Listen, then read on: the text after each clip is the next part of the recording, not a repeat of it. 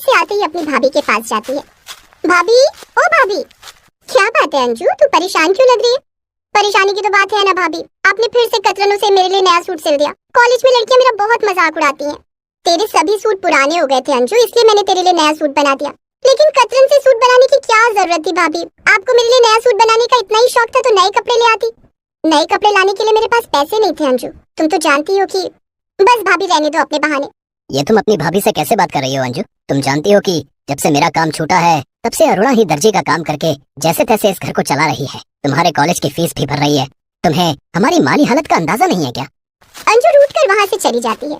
जाने दीजिए ना, आप क्यों उसे डांटते रहते हैं? वो अभी कॉलेज से आई है, उसने अभी खाना भी नहीं खाया और आपने उसे डांट पिला दी। नहीं अरुणा, अंजू अब बच्ची नहीं है, उसे हमारे घर के हालात समझने ही होंगे।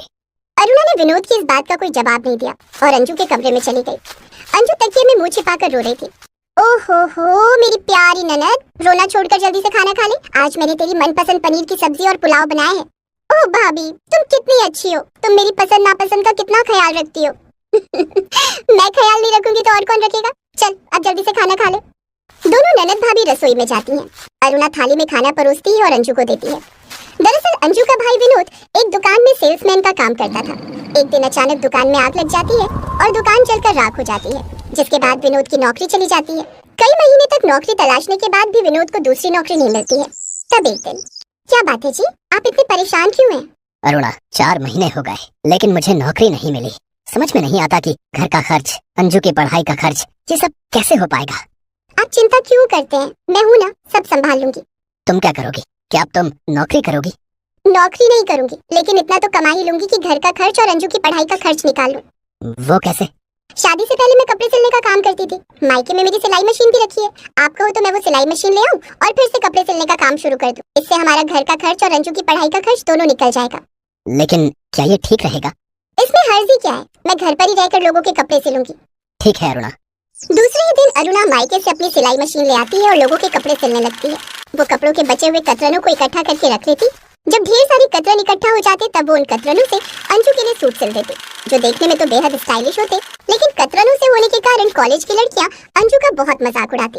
अरे अंजू, ये तो वही कपड़ा है ना जिससे तेरी भाभी ने मेरा सूट सिला था। इसके सूट की बाजू देख, मेरी माँ की ब्लाउज की कतरन से बने हैं।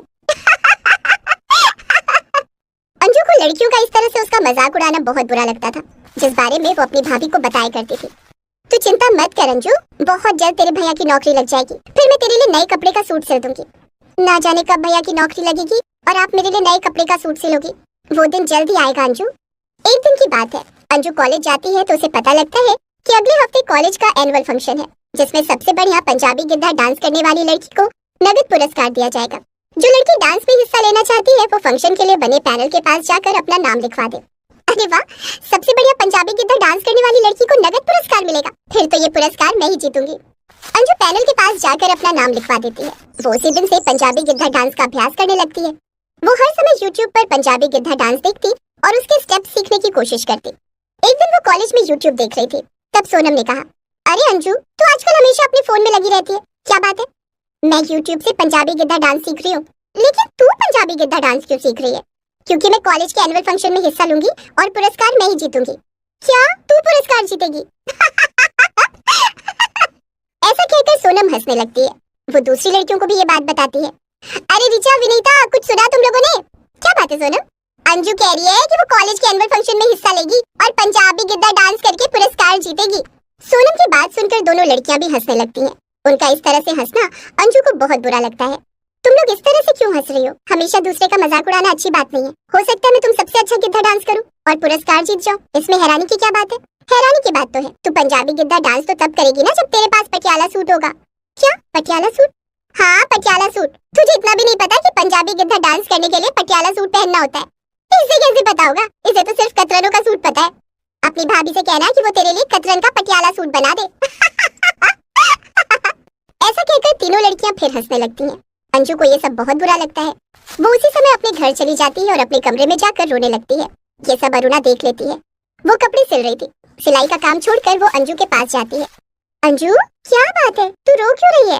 लेकिन अंजू ने कोई जवाब नहीं दिया, वो रोए जा रही थी। मेरी प्यारी ननद, मुझसे कोई गलती हो गई है क्या? बता तो सही, क्या बात है? नहीं भाभी, ऐसी बात नहीं है।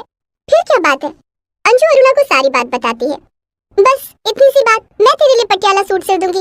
नहीं भाभी, मैं कतरनों का पटियाला सूट नहीं पहनूंगी, मुझे नए कपड़ों का पटियाला सूट चाहिए। अरुणा ने अंजू को समझाने की बहुत कोशिश की, लेकिन वो जिद पर अड़ी रही। ठीक है अंजू, मैं तेरे लिए नए कपड़ों का पटियाला सूट सिल दूंगी। ये सुनते ही अंजू खुशी से उछल पड़ती है। ओ भाभी, थैंक यू। खाना खाकर अंजू डांस का अभ्यास करने लगती है। इधर अरुणा सोचती है कि अब वो क्या करेगी। अंजू के लिए नए कपड़े आज ही लाने होंगे, कैसे होगा ये सब। तभी उसे याद आता है कि उसने राशन लाने के लिए 2000 रुपए रखे हैं। अगर उन पैसों से अंजू के लिए नए कपड़े खरीद लिए तो राशन कैसे लाऊंगी, लेकिन अंजू के लिए नए कपड़े तो लाने ही होंगे। वो राशन के लिए रखे 2000 रुपए लेकर बाजार जाती है। रास्ते में वो सभी महिलाओं से कहती है, सीमा बहन कुछ कपड़े सिलने हो तो जल्दी दे देना, मैं जल्दी सिलकर दे दूंगी। ठीक है अरुणा। इस तरह अरुणा ने और भी महिलाओं से यही बात कही। फिर वो बाजार चली जाती है और अंजू के लिए नए कपड़े खरीद कर लाती है। घर लौटते ही उसके पास सूट सिलने के ढेरों काम आ जाते हैं। अब वो रात में भी सूट सिलने का काम करने लगती है ताकि अंजू का पटियाला सूट भी सिल जाए और राशन के पैसों का भी जुगाड़ हो जाए। मेरी नौकरी न होने के कारण तुम्हें कितनी परेशानी उठानी पड़ रही है, ऊपर से अंजू की जिद ने तुम्हें और परेशान कर दिया है। इसमें परेशानी की कोई बात नहीं, मैं अंजू के लिए ऐसा सूट बनाऊंगी कि सब देखते रह जाएंगे। अगले दिन अंजू का पटियाला सूट सिलकर तैयार था, जिसे देखकर अंजू ने कहा, वाह भाभी, आपने कितना सुंदर पटियाला सूट सिला है। इसमें जरी, गोटा और मोतियां भी लगाई हैं। ये सूट तो सब देखते रह जाएंगे। अब तो बस अपने अभ्यास पर ध्यान दे। नए कपड़ों का पटियाला सूट पाकर अंजू बहुत खुश थी। जब वो कॉलेज के एनुअल फंक्शन वाले दिन वो पटियाला सूट पहनकर कॉलेज जाती है तो सब देखते रह जाते हैं। यार, ये अंजू इतना स्टाइलिश पटियाला सूट कहाँ से लाई, वो भी नए कपड़ों का। उसके बाद तो अंजू के पंजाबी गिद्दा डांस ने भी स्टेज पर आग लगा दी और अंजू पुरस्कार विजेता बन गई। उस दिन कॉलेज की उन सभी लड़कियों ने अंजू से माफी मांगी जो उसका मजाक उड़ाती थी। अंजू ने सबको माफ कर दिया और घर आकर पुरस्कार के पैसे अरुणा को दे दिए। भाभी, इन पैसों पर आपका अधिकार है। मैं जानती हूँ कि मेरे पटियाला सूट के लिए आपने रात रात भर जाग कर लोगों के कपड़े सिले हैं। अरुणा ने अंजू को गले से लगा लिया। उसी दिन से अरुणा के पास पटियाला सूट के लिए लड़कियों और महिलाओं का तांता लगना शुरू हो गया। कौशल्या अपने पति के ऊपर बर्तन पर बर्तन फेंके जा रही है। अरे अरे, ये क्या कर रही हो तुम? अरे मेरी खोपड़ी फूट जाएगी। खोपड़ी फोड़ने के लिए ही तो बर्तन मार रही हूँ, तुम्हारी आरती नहीं उतार रही हूँ मैं। अरे बहू बहू, अरे बचाओ मुझे, बचा लो वरना तुम्हारा ससुर आज जिंदा नहीं रहेगा। कौशल्या और उसका पति आपस में लड़ झगड़ रहे होते हैं। तभी बीच में बहू आ जाती है और बर्तन उसकी खोपड़ी पर लग जाता है। अरे अरे, बहू को लग गई। मैंने तुमसे कितनी बार कहा है कि अपने गुस्से को कंट्रोल किया करो। मैं जल्दी से डॉक्टर को बुलाता हूँ। गजोधर अपने फोन से डॉक्टर को कॉल करता है। डॉक्टर साहब, जल्दी से घर आ जाइए, हमारी बहू के सर पर चोट लगी है। ये तो आप लोगों का रोज का काम हो गया है। अपनी बहू का खून मत बहने दीजिए, मैं पहुँचता हूँ। थोड़ी देर बाद डॉक्टर साहब आ जाते हैं और गजोधर की बहू रीता को पट्टी बांध देते हैं। देखिए, आप दोनों की लड़ाई में बेचारी को लग गई। आप लोग बहू बेटे वाले हो गए हैं। अब तो बच्चों की तरह लड़ना बंद कीजिए। मैं इस आदमी के साथ एक पल नहीं रह सकती। ये बुढ़ा घर में रहता है तो मुझे उलझन होने लगती है। डॉक्टर साहब, ये लीजिए आपकी फीस। डॉक्टर अपनी फीस लेकर वहाँ से चला जाता है। शाम को जब रितु का पति रोहन घर आता है तब वो अपनी पत्नी रितु को इस हालत में देखकर परेशान हो जाता है। सासू माँ आखिर ससुर जी से इतनी नफरत क्यों करती हैं? ये बात मुझे आज तक समझ में नहीं आई। जैसे जैसे उम्र बढ़ती जा रही है वैसे वैसे इन दोनों की लड़ाइयाँ भी बढ़ती जा रही है। आगे चलकर हमारे भी बच्चे होंगे, आखिर क्या असर पड़ेगा उन पर? तुम चिंता मत करो रितु, कुछ ना कुछ तो करना पड़ेगा। तुम अभी सो जाओ, मैं भी सो जाता हूँ। बच्चों के एग्जाम चालू होने वाले हैं, मुझे उनकी तैयारी भी करनी है। रोहन किसी स्कूल में टीचर होता है। रोहिणी, खड़ी हो जाओ। क्या हुआ सर? रोहिणी, तुम पिछले 2 सालों से नाट्य एकेडमी की तरफ से उपहार जीतती आ रही हो ना? हाँ सर, मुझे नाटक करने का बड़ा शौक है। इंटरमीडिएट के एग्जाम खत्म होने के बाद मैं टीवी सीरियल में काम करूंगी। ये सब बंद करो अभी के लिए। मैंने देखा है कि तुम्हारा ज्यादातर टाइम मोबाइल के सामने खड़े होकर नाटक करने में ही जाता है। पढ़ाई पर ध्यान दो, 1 महीना बाकी है केवल एग्जाम के लिए। ठीक है सर। रोहिणी बैठकर पढ़ाई करने लगती है। रात होती है। रितु सबके लिए खाना लगाती है। माँ जी, रोहन आप लोग खाना खा लीजिए। ससुर जी अपने किसी दोस्त के घर चले गए होंगे। किसी दोस्त के यहाँ नहीं बहू, वो बुढ़ा जरूर कहीं अय्याशी कर रहा होगा लड़कियों के साथ। मैं उसे अच्छी तरह से जानती हूँ। अरे नहीं माँ, पिताजी तो बहुत शरीफ इंसान है। आपके अलावा उन्होंने किसी दूसरी महिला की तरफ आंख उठाकर भी नहीं देखा है। हाँ हाँ, तू तो अपने पिता की ही तारीफ करेगा ना। आखिर तू भी एक मर्द है। मर्द ही मर्द को अच्छी तरह पहचानता है, क्यों बहू? नहीं माँ जी, रोहन बिल्कुल ससुर जी पर गए हैं। ये भी मेरे अलावा किसी की तरफ आंख उठाकर नहीं देखते। इतने में दरवाजा खटखटाने की आवाज आती है। ये लो, आ गया तेरा अय्याश पापा अय्याशी करके। माँ, आप कुछ मत बोलना, मैं बात करता हूँ पिताजी से। रोहन जैसे ही दरवाजा खोलता है उसे अपनी आंखों पर विश्वास नहीं होता, क्योंकि गजोधर किसी लड़की से शादी करके आया हुआ है। पिताजी, ये कौन है? मैं इनकी धर्म पत्नी हूँ। रोहिणी, तुमने मेरे पिताजी से शादी कर ली? अरे अभी तुम्हारी उम्र ही क्या है, पागल हो गई हो क्या तुम? मुझे पागल पागल मत बोलिए। अब मैं आपकी स्टूडेंट नहीं बल्कि आपकी माँ हूँ। चलो जल्दी से पैर छुओ हम लोगों के। हे राम राम राम, इसी बात की तो मैंने उम्मीद भी नहीं की थी कि ये बुढ़ा इस हद तक गुजर जाएगा। बहू तू बहुत तारीफ कर रही थी ना अपने ससुर जी की, देख लिया अब उनकी करामात। मुझे तो कुछ भी समझ में नहीं आ रहा माँ जी। ससुर जी माँ जी के होते हुए आपने दूसरी शादी कर ली और वो भी इस बच्ची के साथ। दुनिया थूकेगी हम पर। मुझे पता था कि सारे लोग मेरी ही गलती देंगे। जितने दिन मैंने कौशल्या के साथ गुजारे हैं, कोई दूसरा होता ना तो ना जाने कब का भाग गया होता। मैं तो फिर भी यहीं पर हूँ। चलो रोहिणी, आज हमारी सुहाग रात है। इतना कहकर गजोधर अपनी नई नवेली दुल्हन रोहिणी को लेकर अपने कमरे में चला जाता है। रोहन और उसकी पत्नी ऋतु ये सब देखकर दंग रह जाते हैं। सुबह होते ही रोहिणी किचन में काम कर रही होती है, तभी वहाँ पर ऋतु आ जाती है। अरे बहू, ये बताओ चाय पत्ती कहाँ रखी है? मुझे बहू बहू कहना बंद करो। हटो, मुझे चाय बनाने दो। मुझे सिर्फ 2 कप चाय बना लेने दो, मेरे और मेरे पति देव के लिए। उसके बाद तुम अपनी चाय बना लेना। रोहिणी 2 कप चाय लेकर किचन से अपने पति के कमरे की तरफ चली जाती है। कौशल्या ये सब दूर खड़ी होकर देख रही होती है और जल भुनकर राख हो रही होती है। ऋतु, चाय बनाना छोड़, चल मेरे साथ। क्या हुआ माँ जी? सुबह सुबह कहाँ चलूं मैं आपके साथ? Police station. कौशल्या अपनी बहू का हाथ पकड़कर घर के बाहर ले आती है। तभी वहाँ पर ऋतु का पति रोहन आ जाता है। ऋतु, माँ कहाँ जल्दी सुबह सुबह? मेरी जिंदगी में आग लगी पड़ी है और तू पूछ रहा है कि कहाँ जा रही हूँ मैं पुलिस स्टेशन जा रही हूँ तेरे बाप के खिलाफ रिपोर्ट दर्ज कराने। एक बीवी के होते हुए एक नाबालिग लड़की को ले आया मेरे घर, मेरी सौतन बनाकर। ठीक है, जाओ पुलिस को बता दो। फिर धीरे धीरे पूरे गांव में पता चल जाएगा कि एक सम्मानित टीचर के घर में क्या रायता फैला हुआ है। पूरा गांव हमारी कितनी इज्जत करता है माँ। अगर सबको ये बात पता चल गई तो सारे लोग थूकेंगे हम पर। तो फिर क्या करूँ मैं? अरे आपको क्या प्रॉब्लम है माँ? जैसे पहले रहती थी वैसे ही आराम से रहो घर में। पिताजी से आपको क्या लेना देना? वैसे भी आप दोनों के बीच में प्यार तो था नहीं। कौशल्या कुछ बोलने को होती है पर बिना कुछ बोले घर के अंदर चली जाती है और किसी कोने में बैठकर रोने लगती है। तभी वहाँ पर रोहिणी के माँ बाप आ जाते हैं।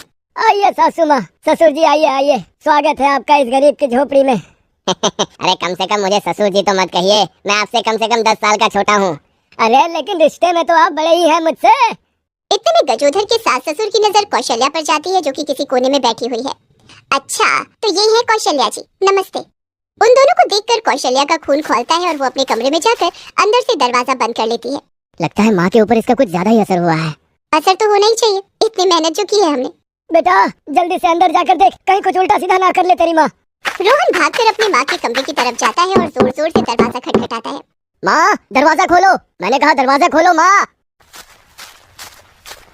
माँ, पूरी जिंदगी आपको पिताजी से परेशानी थी, अब तो परेशानी भी दूर हो गई, फिर आप इतना परेशान क्यों हो रही है? कौशल्या अपने बेटे रोहन को एक जोरदार तमाचा खींचकर मारती है। अगर मैं तेरे बाप से परेशान हो जाती तो कब का छोड़कर चली गई होती। मेरी आदत हो गई थी तेरे बाप से लड़ने की।